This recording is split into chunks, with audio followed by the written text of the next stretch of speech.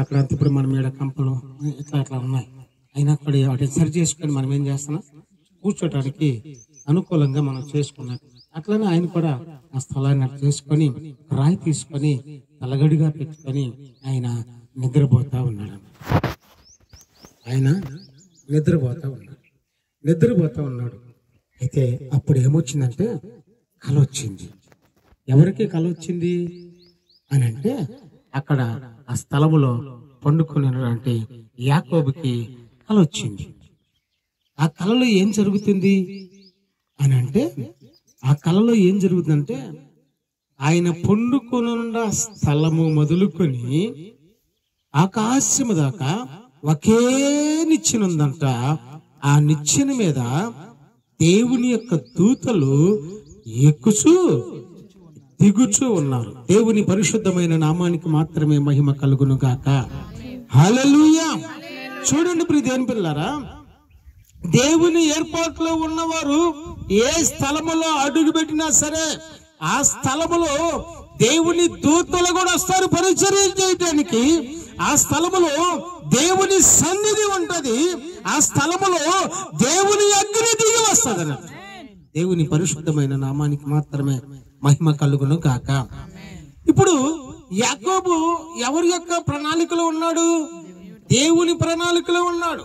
నిజంగా ఎవరు వారు, మేమెవరు, ఆయన ఎవరు, మీరెవరు, అసలు ఈ ఊరు ఎవరిది, ఎక్కడో, అసలు ఈ పొలం ఎవరిదో తెలియదు. దేవుని ఏర్పాట్లో ఉన్నాము కాబట్టి దేవుడు తన దాసుల్ని ఏం చేశాడు తెలుసా? ఎక్కడికి తీసుకొచ్చాడు. దేవునికి మహిమ కలుగును గాక. ఇప్పుడు ఆ స్థలంలో నిద్రపోతున్న అతనికి దేవుని దూతలు పరలోకము నుండి అక్కడికి దిగుతూ ఎక్కుతూ ఉన్న కలను చూశాడు. చూసి ఆశ్చర్యపడిపోతా ఉన్నాడు. చూడండి, అక్కడ దేవుడు ఆ యాకోబుతో డైరెక్ట్ గా మాట్లాడుతూ ఉన్నాడు. యాకోబుతో మాట్లాడుతూ ఉన్నాడు. ఈ రోజున నీతో నాతో కూడా మాట్లాడుతూ ఉన్నాడు అని చెప్పేసి నీవు నేను కూడా గ్రహించాలి. యాకోబుతో మాట్లాడిన దేవుడు ఈ రోజున నీతో కూడా మాట్లాడుతూ ఉంటున్నాడు అని చెప్పేసి నువ్వు గ్రహించవలసిన వ్యక్తిగా ఉంటున్నావు. చదువుదాం ఇంకొక మాటను 13వ వచనం కాడ నుంచి.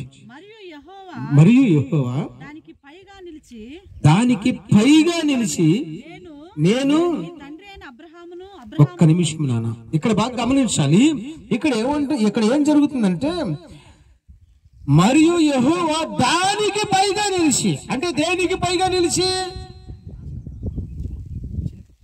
నిచ్చెనకు పైగా నిలిచి. బాగా గుర్తుపెట్టుకోండి, ఆ యాకోబు పండుకున్న స్థలం మీద నిచ్చెన ఉంది. మరలా చివరి ఎక్కడుంది? ఆయన ఏ స్థలం కూడా అక్కడ ఉంది. అక్కడ నుంచి దిగుతూ ఎక్కుతున్న దేవదూతలు ఆ దిగుతూ ఎక్కుతున్న నిచ్చెనకు పైగా నుండి తండ్రిని దేవుడంట యాకోబుతో మాట్లాడుతూ ఉన్నాడంట. హల్లెలూయా, హల్లెలూయా.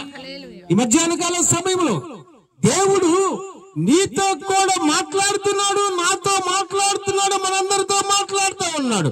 ఎక్కడి నుంచి? ఆ కొనల పై నుంచి మాట్లాడుతూ ఉన్నాడు అన్నమాట. చదువుదాం. నీ తండ్రి అయిన అబ్రహాము దేవుడును, ఇస్సాకు దేవుడైన యెహోవాను నీవు పండుకొని ఉన్న ఈ భూమి నీకును నీ సంతానమునకు ఇచ్చేదను. నీ సంతానము భూమి మీద లెక్కకు ఇసుక రేణువులు వలెగును. నీవు పడమటి తట్టును, తూర్పు తట్టును, ఉత్తరపు తట్టును, దక్షిణపు తట్టును వ్యాపించదువు. భూమి యొక్క వంశములను నీ మూలముగా నీ సంతాన మూలముగాను ఆశీర్వదించబడును. దేవుని పరిశుద్ధమైన నామానికి మాత్రమే మహిమ కలుగును గాక.